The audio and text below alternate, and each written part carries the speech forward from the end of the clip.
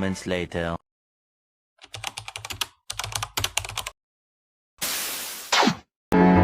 I don't need no light to see you shine. It's your golden hour.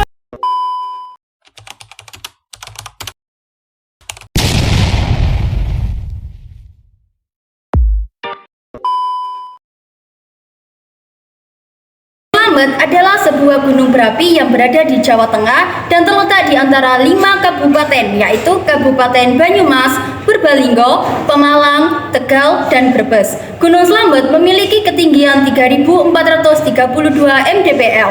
Gunung Slamet merupakan gunung dengan suhu rata-rata paling dingin di Pulau Jawa, serta salah satu daerah dengan curah hujan tahunan yang paling tinggi di Indonesia, yaitu 8.134 mm per tahun. Secara geografis terletak pada posisi 7 derajat 14 menit 30 detik lintang selatan dan 109 derajat 12 menit 30 detik bujur timur. Gunung Slamet ini merupakan gunung tertinggi di Jawa Tengah dan gunung tertinggi kedua di Pulau Jawa setelah Gunung Semeru. Gunung Slamet adalah sebuah gunung berapi kerucut tipe A yang berada di Jawa Tengah, Indonesia, dan merupakan gunung tunggal yang terpisah dari pegunungan.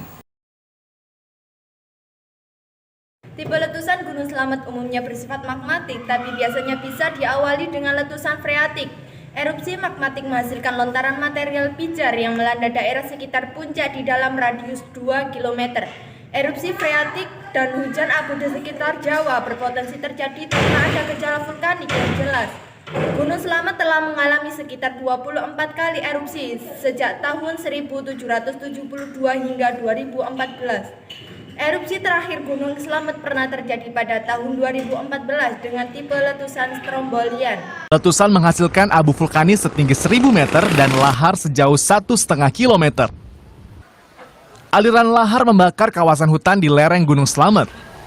Meski demikian, Pusat Vulkanologi dan Mitigasi Bencana Geologi (PVMBG) masih mempertahankan status Gunung Slamet pada level siaga. Dampak positif Gunung Slamet meletus. 1. Ketika Gunung Slamet meletus dan mengeluarkan abu vulkanik, abu ini dapat menyuburkan tanah pertanian di sekitar sehingga dapat meningkatkan produksi pertanian. Penduduk Gunung Slamet tersebut seperti yang kita ketahui, banyak orang tinggal di lereng gunung, bekerja sebagai petani dan perkebunan teh dan kopi menjadi komoditas utama. 2. Di daerah vulkanis memungkinkan banyak turun hujan melalui hujan orografis. Hal tersebut disebabkan gunung merupakan daerah penangkapan hujan yang baik. 3. Di daerah gunung, api memungkinkan dibangun pembangkit tenaga listrik yang berasal dari energi panas yang berada di sekitar gunung berapi. 4. Banyak ditemukan sumber air panas dan air magdani yang dapat dimanfaatkan untuk pariwisata. 5.